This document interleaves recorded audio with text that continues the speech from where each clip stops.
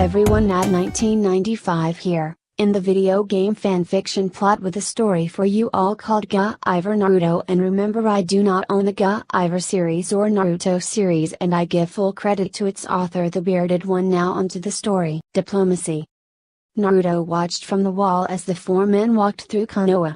Three of them wore long-sleeved gray tops under odd white jackets that only covered one shoulder, while the fourth one wore a high-collared flak jacket over a black suit and had bandages wrapped around his head, his Hittite aide angled over his right eye. An obi was tied around his waist, something that Naruto found slightly amusing, having seen them only on women before, especially the ones who worked near his apartment, although those women tied theirs at the front for some reason. The parade of Kumo shinobi made their way past Naruto's perch, the leader waving as he smiled at the crowds. Then his eye fastened on Naruto and he stumbled slightly before continuing as if nothing had happened. Naruto mentally frowned as he watched the man vanish down the road. Something wasn't right. Perhaps he should keep an eye on the Kumo ninja, just in case they tried something. Hayashi smiled graciously at his guest as they toasted the signing of the treaty between Kumohagakure and Konohagakure. The one-eyed ninja returned the smile and sipped his sake appreciatively. A brief flicker at the door alerted Hayashi to the presence of his brother. Glancing past his guest, Hayashi's gaze settled on his brother's hands, which were flickering through the variant of sign language used by the clan. Daughters in rooms, asleep. All quiet, all clear. Hayashi gave a fractional nod and Hayashi promptly vanished, his message delivered, and Hayashi turned his attention back to his guest. Naruto watched the Hyuga compound from far above, experimenting with his vision. One mode showed him heat, which he knew from the way that he could see both people and fires when using it. Another mode showed people as sparkling blue shapes, odd currents flowing through them. Holding up his arm, Naruto focused on it, seeing the same energy flowing through his armor, although sparkles of red occasionally flashed in it.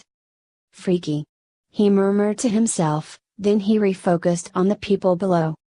What the? The door opened silently and a shadowy shape slipped through. The girl in the bed barely had time to twitch before a cloth was pushed against her face.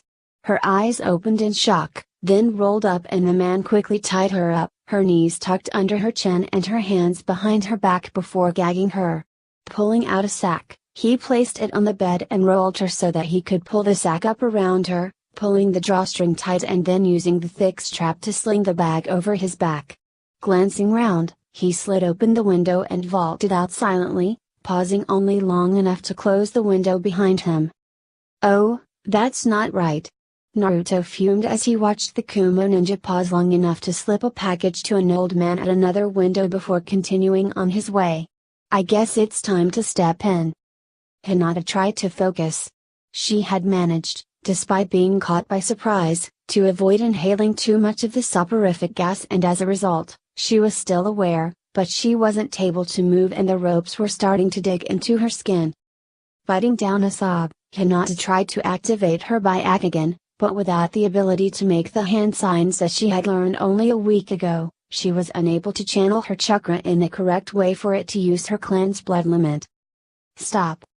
Hinata inhaled sharply as the strange voice spoke. It was like nothing that she had ever heard before, almost metallic and buzzing. What the hell are you? I am Hero. Release the girl.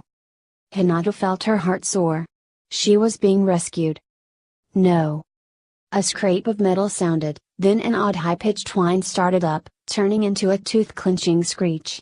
Hinata tried to hunch her shoulders in a vain attempt to protect her ears, then the screech stopped and a metallic ding rang out.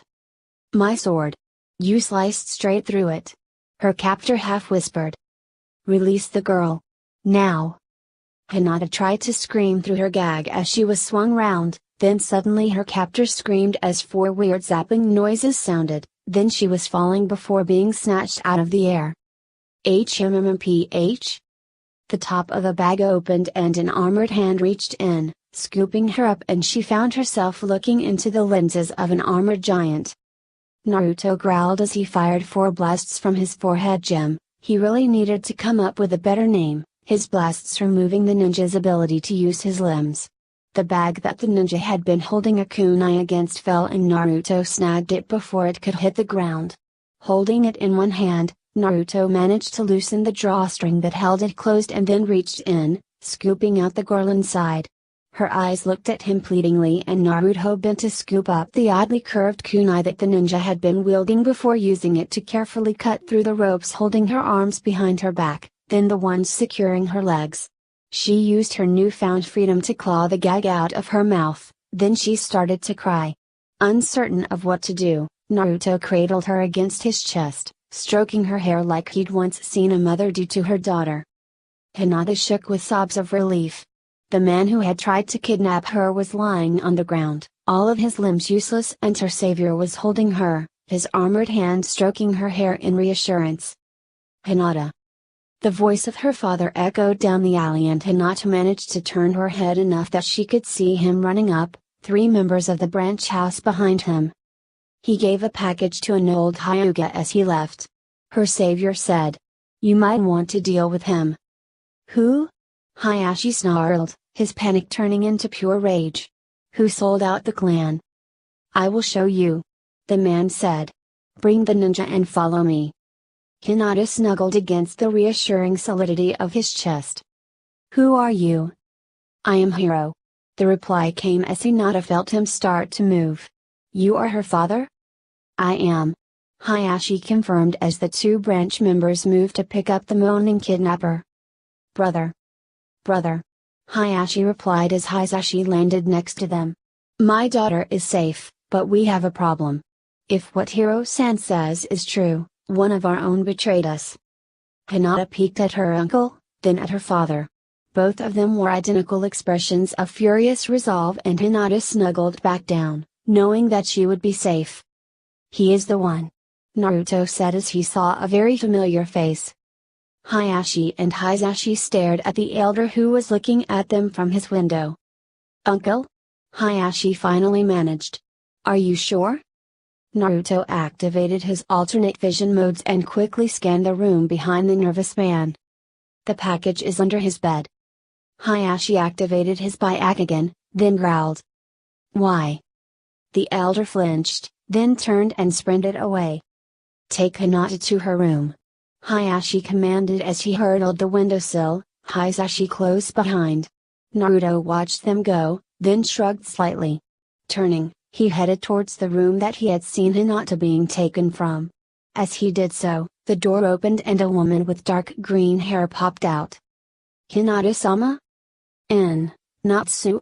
Hinata murmured sleepily and the maid dashed over, hovering anxiously, her hands fluttering as she tried to decide whether or not it was a good idea to extract Hinata from the arms of the looming figure holding her. Naruto stepped into Hinata's room and knelt by her bed, carefully lowering her onto the mattress.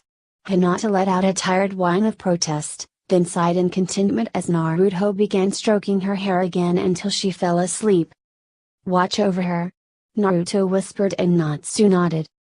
Hayashi stood quivering with rage over the paralyzed form of his uncle as Hisashi unwrapped the bundle that he had retrieved from its hiding place under the elder's futon. Brother? It's not good, brother. Hisashi replied soberly. Some of the documents. There are a couple of pictures. Uncle Hotaru, you wanted to defect? Create a new clan of your own? Poison my wife? Your daughter would have been prime breeding stock. Hotaru sneered. With the girls I selected as my own, we would have created a clan that would be able to command true respect. I would have been the primary advisor of the Raikage. You would betray the clan. Just for political power? Hayashi ground out, then he punched down, knocking the older man out. What do we do about the Kumo operative? Hisashi slowly asked. If we kill him, Kumo will use it against us. Hinata's rescuer has destroyed him, cost him his limbs. Hayashi mused. We should send him back as he is. An excellent idea. Hiruzen said from the doorway. How did he get injured, anyway? Hiro. Hiro? Hiruzen interrupted. Tall, odd green, blue armor over his whole body, Konoha symbol embedded in his forehead? Hayashi nodded slowly. You know him? I know of him. Hiruzen admitted. I have reports from Mayambu, reports that indicate that he was from Yuzashiage-kura before it fell.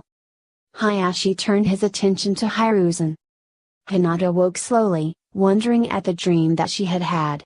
A tall samurai carrying her in his arms through the night, a gem on his helmet flashing brightly. Hinata-sama. Hinata blinked and rolled over to find Natsu hovering over her. Natsu? What? How do you feel, Hinata-sama? Natsu fussed. That person last night, he was quite scary. He was real? Hinata gasped, her eyes widening. Yes, he. Hinata-sama, what do you remember? Naruto smirked as he watched the 4 Kumo ninjas pass on their way out of the village. 2 of them carried a stretcher on which the delegation leader was securely strapped under a blanket, although the bandages wrapped around his shoulders could be easily seen. The ninjas trotted past and Naruto sighed with satisfaction of a job well done. A hand tapped his shoulder and Naruto turned to find Inu crouching beside him. Uzumaki-san, it is time for the reading lesson you asked for. Naruto nodded and let Inu carry him away in a shunshin. A samurai stopped you? The Sandaime Raikage growled at the immobilized ninja. Since when the hell did Konoha have a samurai on its force? Sir, it's worse than that. One of the jonin supplied, earning a glare. The samurai is from Yuzashiage-kura, sir. The Raikage turned almost white. An Uzumaki? A mainline Uzumaki. The jonin confirmed. Uzumaki Hiro, the uncle of Uzumaki Kushina. Believed deceased in the attack on Yuzashiage-kura, but now proven to be alive and in Konoha. The Raikage growled. Could this get any more fucked up? There's another Uzumaki in Konoha, a young one. The jonin supplied. We believe that Hiro is training him up to take over using the Uzumaki armor that can cut down hundreds of shinobi faster than the Yellow Flash did. A ninja trained from a young age in how to use that armor.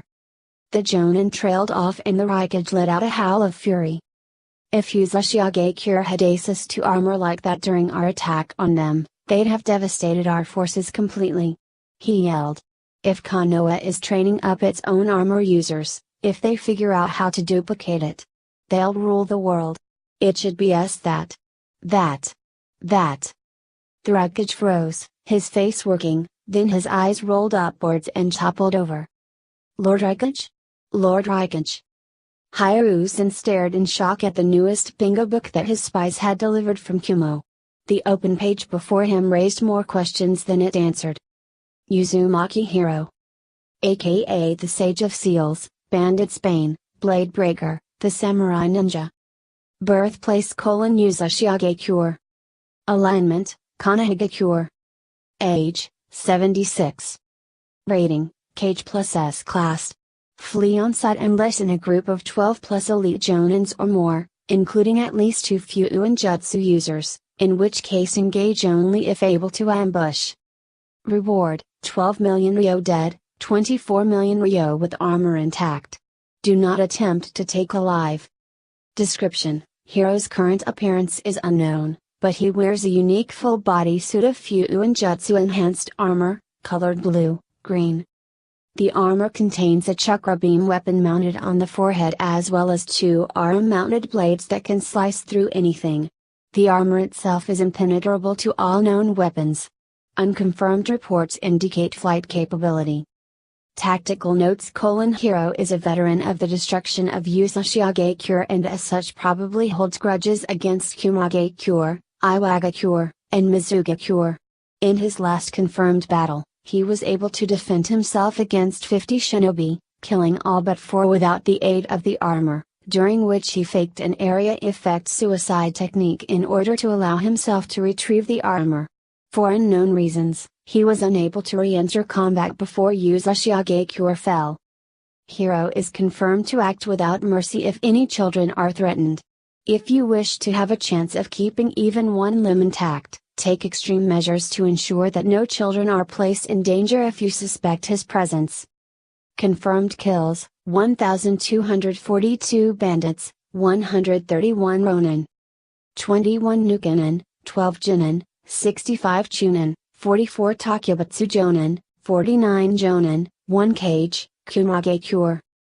6 Nukenin, 11 Jinin, 74 Chunin, 36 Takebutsu Jonin, 35 Jonin, Iwaga Cure. 9 Nukenin, 21 Jinin, 53 Chunin, 29 Takebutsu Jonin, 27 Jonin, Mizuga Cure. 17 Nukenin, Tsunaga Cure. 3 Nukenin, Kanahiga Cure. 1 Nukenin, Yusashiage Cure. 9 Nukenin, 23 Jinin, 16 Chunin, 2 Takebutsu Jonin, 1 Jonin, Other, Unclassified. Hiruzen looked up at Tenzo, who returned his gaze levelly. How did they get this information? Unknown, Lord Hokage. Tenzo replied calmly. I believe that there is a leak. Shikaka said from where he was lounging against the wall. However, that book actually provides us with more information on our mysterious armored ninja, assuming it is accurate. I wonder if he can recreate the armor for us. Hiruzen mused. I wonder if we can find him to ask. Shikaka stated. What if he knows about how young Naruto has been treated by the civilian populace? Hiruzen blanched, then returned his attention to the book and frowned. How in hell did he manage to kill the Raikage? Well, that's the ending of that chapter. I do hope you enjoy this video. If you like to see more, remember to hit that like button, subscribe to this channel and leave a comment down below. Until next time.